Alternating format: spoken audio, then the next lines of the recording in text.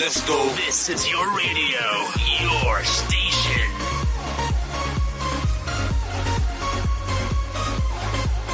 Welcome back to another episode of Making Money Move. I'm your host, Al Madoff.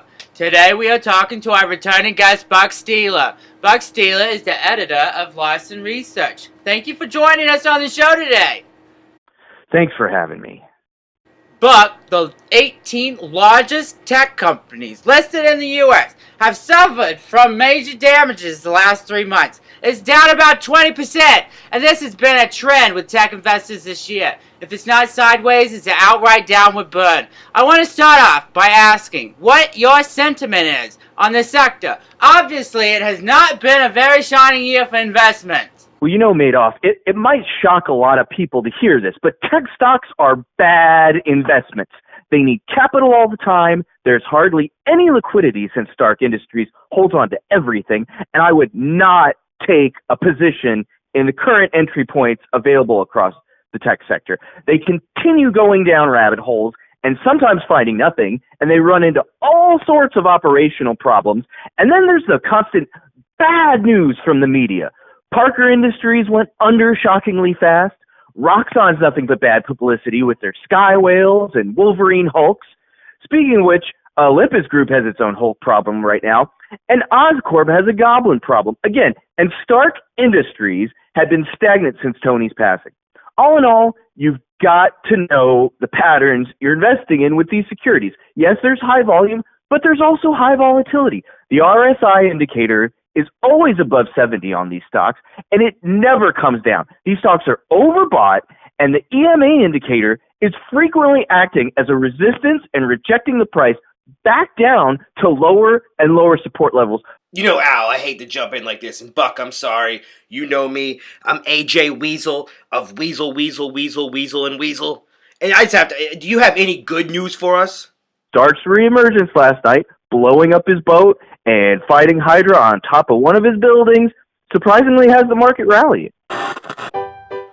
Welcome back to Going Farther with Farthington. Here's your host, Basil Farthington.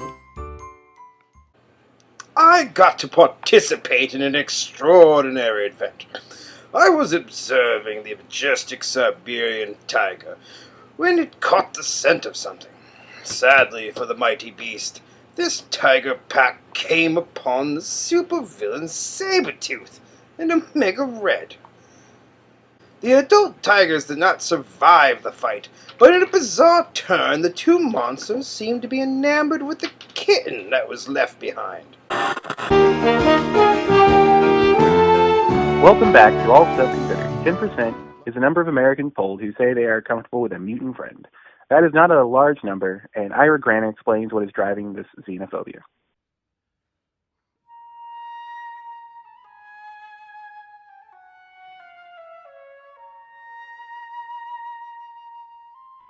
A Facebook group called Mutant Lives Matter staged a rally in support of their rights. They handed out posters with this quote attributed to Jean Grey. I think it's inevitable that mutants will replace humanity, so we just seek to help it along. The quote is made up.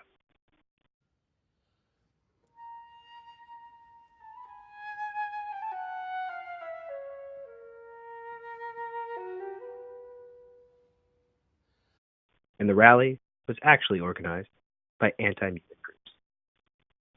They created hundreds of social media accounts that in turn created and spread political memes and messages in an attempt to sway public opinion against mutants.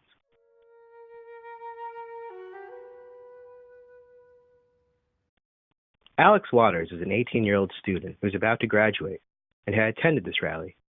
We spoke to him there.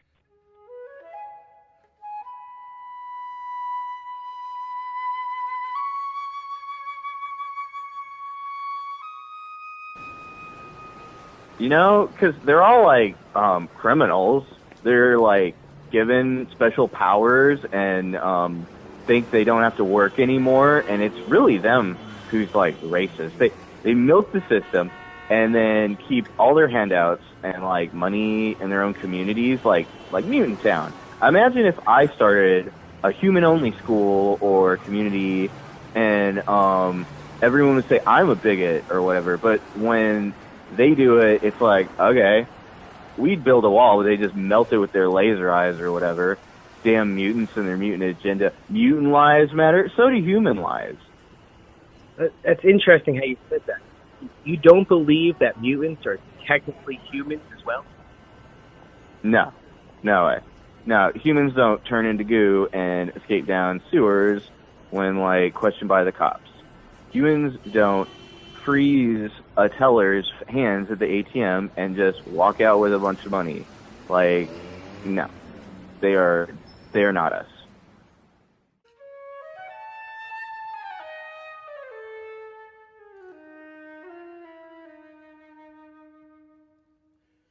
In our conversation, he explained he is a member of a Facebook group that advocates the deportation of American mutants. This group is how I found him. It was called Muties Go to Madripoor. This group was supposedly created by Ted Lewandowski. He is a hockey fan from Pennsylvania who went to school at Fury University, but the thing is, he does not really exist.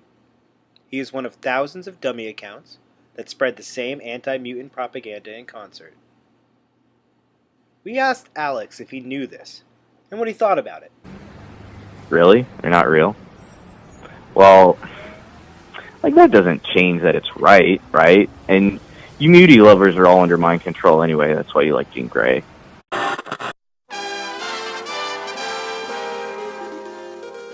A bomb at X Mansion went off today in Central Park. The anti-mutant group known as the Purifiers appear to be the culprits of the attack. Celebrity psychologist Hannah Jones has slipped into a mysterious coma. We are hoping she makes a speedy recovery.